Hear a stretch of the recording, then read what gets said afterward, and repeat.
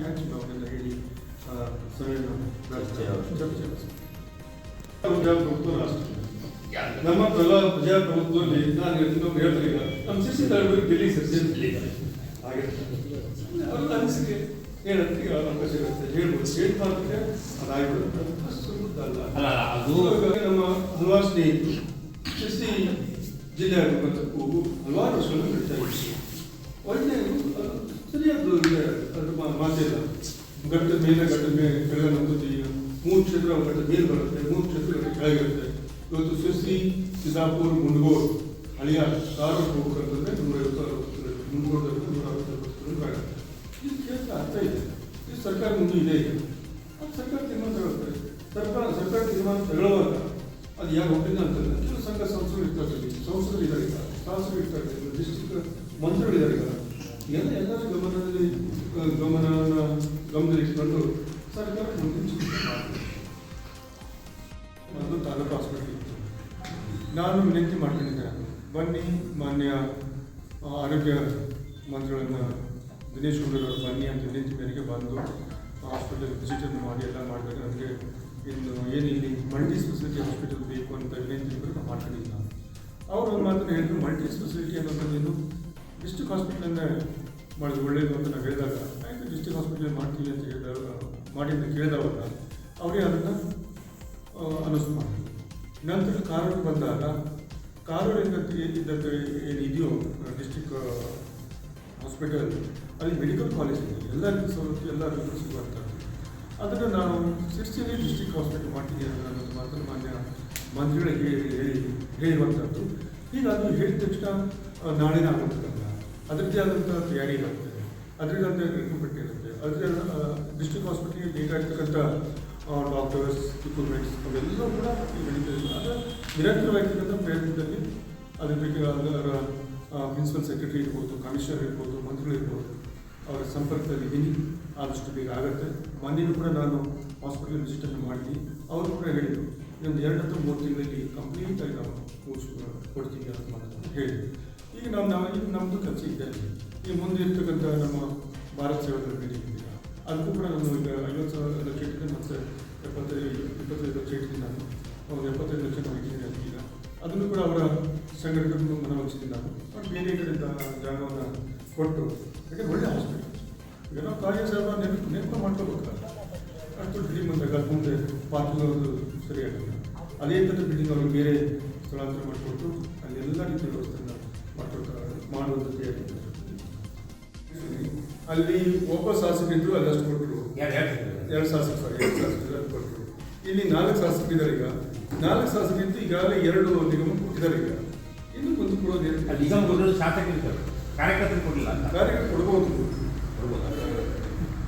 ಮಾತ್ರ ಕೊಡುವ ನಿರೀಕ್ಷೆ ಸರ್ ಹೇಳಿದವರು ಸರ್ಕಾರ ಇವತ್ತು ಬರುತ್ತೆ ನಾಳೆ ಬರುತ್ತೆ ಯಾಕಂದ್ರೆ ಇವತ್ತು ಯಾವುದೇ ಚುನಾವಣೆ ರಾಜ್ಯದಲ್ಲಿ ನಡೆತಕ್ಕಂಥ ಸಾರ್ವತ್ರಿಕ ಚುನಾವಣೆಗಳು ನಡೆದಿದ್ದಾವು ಎಲ್ಲಿ ಅವರು ಪೂರ್ಣ ಪ್ರಮಾಣದ ಬಹುಮತವನ್ನು ಪಡೆದು ಇವತ್ತು ಬಿಜೆಪಿ ಸರ್ಕಾರ ಮಾಡಿದೆ ಇನ್ನೊಂದು ಸರ್ಕಾರವನ್ನ ಕೇಳಿದ್ವಿ ಇನ್ನೊಬ್ಬ ಶಾಸಕರನ್ನ ಹಣದ ಆಮಿಷ ತೋರಿಸಿದವರು ಇವತ್ತು ಸರ್ಕಾರನ ಮಾಡ್ತಕ್ಕಂಥ ಆತುರದಲ್ಲಿರ್ತಕ್ಕಂಥವರಿಗೆ ಸರ್ಕಾರ ಯಾವತ್ತು ಬೀಳುತ್ತೋ ನಾನು ಯಾವತ್ತು ಮಂತ್ರಿ ಆಗ್ತೇನೆ ಈ ಆತುರ ಇರುವಂಥವರಿಗೆ ಇವತ್ತು ಸರ್ಕಾರ ಬೀಳುತ್ತೆ ನಾವು ಮಂತ್ರಿ ಆಗ್ತೇವೆ ಅನ್ನಂಥ ಹಗಲು ಕನಸನ್ನು ನಾನು ಬಿಡಿ ನಿಮ್ಮ ಜವಾಬ್ದಾರಿಯಿಂದ ನೀವು ಮಾಡಿ ಕೇಂದ್ರ ಸರ್ಕಾರದಿಂದ ರಾಜ್ಯ ಸರ್ಕಾರಕ್ಕೆ ಬರ್ತಕ್ಕಂಥ ಹಣ ಇದನ್ನು ಕೊಡಿ ನ್ಯಾಯವಾಗಿರ್ತಕ್ಕಂಥ ಹಣವನ್ನು ಕೊಡಿ ನಮ್ಮ ರಾಜ್ಯ ಸರ್ಕಾರಕ್ಕೆ ಎಲ್ಲ ಅಭಿವೃದ್ಧಿ ಕೂಡ ಸರಿಯಾದ ರೀತಿಯಲ್ಲಿ ಆಗುತ್ತೆ ಅದಕ್ಕೆ ಪ್ರಯತ್ನ ಪಡಿ ಅದು ಬಿಟ್ಟು ಇವರಿಗೆ ಚುನಾವಣೆಯಲ್ಲಿ ಗೆಲ್ಲಕ್ಕಾಗಲ್ಲ ಪೂರ್ಣ ಪ್ರಮಾಣದ ಬಹುಮತ ಎಲ್ಲರೂ ಸರ್ಕಾರ ಮಾಡಿದಾಗ ಕೂಡ ಏನು ಮಾಡಿದ್ರೆ ಎಷ್ಟು ಬಾರಿ ಸರಿಯಾದ ಅಧಿಕಾರವನ್ನು ಮಾಡಿದ್ದಾರೆ ಈಗ ಎಷ್ಟು ಜನ ಮುಖ್ಯಮಂತ್ರಿಗಳು ಜೈಲಿಗೆ ಹೋದರು ಸ್ವಲ್ಪ ನೆನಪು ಮಾಡ್ತೀವಿ ಸ್ವಾಮಿ ಬರೀ ಮಾತಿದ್ರೆ ಭ್ರಷ್ಟ ಸರ್ಕಾರ ಕಾಂಗ್ರೆಸ್ ಸರ್ಕಾರ ಅಂತ ತಾವೇನು ಹೇಳ್ತೀರಿ ತಮ್ಮ ಬೆನ್ನನ್ನು ತಾವು ನೋಡಿ ತಮ್ಮ ಅಧಿಕಾರದ ಅವಧಿಯಲ್ಲಿ ತಾವು ಏನೇನು ಮಾಡಿದ್ರಿ ಅನ್ನೋದನ್ನು ನೋಡಿ ಜನರ ಮುಂದೆ ಹೋದ್ರು ಒಳ್ಳೆಯದು ಅನ್ನೋದು ನನ್ನ ಅನಿಸಿಕೆ ಈಗ ಇವತ್ತು ರಾಜ್ಯ ಇಲ್ಲೂ ಕೂಡ ಸಾಕಷ್ಟು ನಾವು ಕೂಡ ಹೆಚ್ಚಿನ ಕರೆದ್ವಿ MP ಕರೆದು ಮಾತನಾಡಿ ಇವಾಗ ತಕ್ಕ ಮಟ್ಟಿಗೆ ಅವರು ಕೂಡ ಒಂದು ಬೇಕಾಗಿ ಇರ್ತಾರೆ ಒಂದು ಮಿಕ್ಸರ್ ಗಾಡಿನ ಒಂದು ಟಿಪ್ಪರು ವೆಟ್ ಮಿಕ್ಸರ್ ತಗೊಂಡು ಹಾಕಿದ ತಕ್ಷಣ ಮತ್ತೆ ಹೋಗುತ್ತೆ. ಈ ಥರ ಆಗ್ತಕ್ಕಂಥ ಅವಾಂತರದಲ್ಲಿ ಇಂಥ ಸಂದರ್ಭದಲ್ಲಿ ಅವರು ಕೂಡ ಮಲೆನಾಡ ಕರಾವಳಿಯಲ್ಲಿರ್ತಕ್ಕಂಥ ಒಬ್ಬ ನಾಯಕರು ಈ ರೀತಿಯ ಸುಮ್ಮನೆ ಅಪವಾದ ಹೇಳ್ತಾರೆ ಸರಿಯಲ್ಲ. ಪ್ರಾಕ್ಟಿಕಲ್ ಆಗಿ ನೋಡಿ 5,000 ಗುಂಡಿಗಳನ್ನು ಇವರು ಅಲ್ಲಿಂದ ಇವರು 2 ತಾಸಲ್ಲಿ ಬರುವಾಗ ಲೆಕ್ಕ ಮಾಡ್ತಾರೆ. ಎಷ್ಟು ಸುಳ್ಳು ಹೇಳ್ತಾರೆ ಬಿಜೆಪಿ ಈ ಮಾತಕ್ಕೆ ಗೊತ್ತಾಗುತ್ತೆ. ಅದು ಸರಿ. ಯಾರೇ ಇಲ್ಲಿ ಏನೇನಿಲ್ಲ ನಮ್ಮ ಜಿಲ್ಲೆ ನಾವೆಲ್ಲರೂ ಜನಗಳಿಗೆ ತೊಂದರೆ ರೀತಿಯಲ್ಲಿ ನಾವು ನಡ್ಕೊಳ್ತಾ ಇದ್ದೀವಿ ಮಾಡ್ತೀವಿ ಅನ್ನೋ ಮಾತನ್ನು ಅವಶ್ಯಕತೆ ತಿಳ್ಕೊಬೇಕಾಗುತ್ತೆ. ಮುಂದಿನ ತಿಂಗಳು ಸರ್ಕಾರ ಮುಂದೆ ಅಥವಾ ಸರ್ಕಾರ ಪತನ ಆಗ್ತದೆ. ರಾಜ್ಯದಲ್ಲಿ ಕಾಂಗ್ರೆಸ್ ಸರ್ಕಾರ, ಸಿದ್ದರಾಮಯ್ಯ ಸರ್ಕಾರ, ಮಾನ್ಯ ಮುಖ್ಯಮಂತ್ರಿ ಆಗಿ ಮಾನ್ಯ ಸಿದ್ದರಾಮಯ್ಯ ಸಾಹೇಬರು ಮತ್ತು ಉಪಮುಖ್ಯಮಂತ್ರಿ ಆಗಿ ಮಾನ್ಯ ಡಿ ಕೆ ಶಿವಕುಮಾರ್ ಅವರು ಮತ್ತು ಅನೇಕ ಮಂತ್ರಿಗಳಾಗಿ ಒಳ್ಳೆಯ ಆಡಳಿತವನ್ನು ನಮ್ಮ ರಾಜ್ಯದಲ್ಲಿ ಕೊಡ್ತಾ ಇರೋ ಮಾತನ್ನು ಇಡೀ ರಾಜ್ಯ ಜನ ಹೇಳುವಂಥದ್ದು. ನಮ್ಮ ಜಿಲ್ಲೆಯ ಜನರು ಭಾಳ ಹೆಮ್ಮೆ ಆಗುತ್ತೆ, ಖುಷಿ ಆಗುತ್ತೆ. ಚುನಾವಣೆ ಪೂರ್ವದಲ್ಲಿ ಕೊಟ್ಟಿರ್ತಕ್ಕಂಥ 5 ಭಾಗ್ಯಗಳನ್ನು ಹಲವಾರು ಘೋಷಣೆ ಮಾಡಿದ್ರು ಕೂಡ ಅವು ಕೆಲವನ್ನ ಕಾರ್ಯರೂಪಕ್ಕೆ ತರೋದ್ರ ಮುಖಾಂತರ ಇವತ್ತು 5 ಗ್ಯಾರಂಟಿಯನ್ನು 1,20,20,00,000ಕ್ಕೂ ಹೆಚ್ಚು ಮನೆಗಳಿಗೆ 5 ಗ್ಯಾರಂಟಿಯನ್ನು ಮುಗಿಸುವಂಥ ಕೆಲಸ ಇವತ್ತು ನಮ್ಮ ರಾಜ್ಯ ಸರ್ಕಾರ ಮಾಡ್ತಿದೆ. ಇಷ್ಟೊಂದು ದೊಡ್ಡ ಪ್ರಮಾಣದಲ್ಲಿ ಪ್ರತಿದಿನವೂ ಆ ಭಾಗ್ಯವನ್ನು ಕೊಡೋದ್ರ ಮುಖಾಂತರ ಇವತ್ತು ನಮ್ಮ ಕ್ಷೇತ್ರಗಳಿಗೆ ಹಣದ ಯಾವುದೇ ತೊಂದರೆ ಇದ್ದರೆ ಇವತ್ತು ರಸ್ತೆ, ನಗರ ರಸ್ತೆಗಳಿರ್ಬೋದು, ಬೀಡು ರಸ್ತೆಗಳಿರ್ಬೋದು, ಜಡ್ಪಿ ರಸ್ತೆಗಳಿರ್ಬೋದು, ಇವೆಲ್ಲವೂ ಕೂಡ ಸಾಕಷ್ಟು ಹಣವನ್ನು ಇವತ್ತು ನಮಗೆ ಸರ್ಕಾರ ಕೊಟ್ಟಿದೆ. ಈಗಾಗಲೇ ಕ್ರಿಯೋಜನೆ ಮಾಡಿ ಕೆಲವು ಕೇಂದ್ರಗಳಿವೆ, ಇನ್ನೂ ಕೇಂದ್ರ ಮುಖಾಂತರ ಸಾಕಷ್ಟು ಗ್ರಾಮೀಣ ಭಾಗ ಮತ್ತು ನಗರದಲ್ಲಿ ನಮ್ಮ ಶಿರ್ಸಿಯಿಂದ ಸಿದ್ದಾಪುರ ಮಾರ್ಗವಾಗಿ ಸಾಗರ ರಸ್ತೆ ಇದೆಯೋ ಅದು ಕೂಡ ಟ್ರೆಂಡ್ ಆಗಿರುತ್ತೆ. ಮಳೆ ನಿಂತಿದಾಗ ಅವೆಲ್ಲವೂ ಕೂಡ ನಾವು ಮಾಡ್ತಕ್ಕಂಥದ್ದು ಇರುವಂಥ. ಆದರೆ ಇವರು ಸರ್ಕಾರ ಬೀಳತ್ತೆ ಅಂತ ಏನು ನೋಡ್ತಾ ಇದ್ದಾರೆ ಬಿಜೆಪಿಯವರು, ಬರೀ ಅಧಿಕಾರಿಕ ಇವರು ಹಾಕ್ತಿರ್ತಾರೆ ಬಿಟ್ಟರೆ ರಾಜ್ಯದ ಸ್ಥಿತಿ ಏನು? ರಾಜ್ಯದಲ್ಲಿ ಇವತ್ತು ಏನು GST ಕಲೆಕ್ಷನ್ ಆಗ್ತಿದೆ. ಇವತ್ತು ಸುಮಾರು 7 ಲಕ್ಷ ಕೋಟಿ ಇವತ್ತು GST ನಮ್ಮ ರಾಜ್ಯದ ಸರ್ಕಾರದ ರಾಜ್ಯದ ಜನ ಭಾಳ ಪ್ರಜ್ಞಾವಂತ ಮತ್ತು ಬುದ್ಧಿವಂತರು. ಯಾವುದೇ GST ಹಣವನ್ನು ವಂಚನೆಯನ್ನು ಮಾಡಿದ್ರೆ ಇವತ್ತು ಸರ್ಕಾರಕ್ಕೆ ತುಂಬಿರ್ತಕ್ಕಂಥ ಸಮವನ್ನು ಅಭಿನಂದಿಸಬೇಕಾಗುತ್ತೆ. ಇಷ್ಟೊಂದು ದೊಡ್ಡ ಪ್ರಮಾಣದ GSTನ ತುಂಬಿ ಇವತ್ತು ಕೇಂದ್ರಕ್ಕೆ ಹೋಗ್ತಕ್ಕಂಥ ಹಣ ಏನಿದೆಯೋ ಆದರೆ ರಾಜ್ಯದ ಪಾಲು ಎಷ್ಟು ಬಂದಿದೆ ಸ್ವಾಮಿ? ಬಿಜೆಪಿ ನಾಯಕರು ರಾಜ್ಯದ ಪಾಲು ಸರಿಯಾಗಿ ಬಂದಿದ್ದಿದ್ರೆ, ಕೊಟ್ಟಿದ್ದಿದ್ರೆ ಇಷ್ಟೊಂದು ಹಣದ ತೊಂದರೆ ಆಗ್ತಾ ಇರಲಾಗಿತ್ತು. ರಾಜ್ಯದ ಇನ್ನೂ ಅನೇಕ ಅಭಿವೃದ್ಧಿ ಕೆಲಸಗಳು ಆಗ್ತಾ ಇತ್ತು. ಈ ರೀತಿ GST ಹಣವನ್ನು ಕೇಳುವಂಥದ್ದಿಲ್ಲ.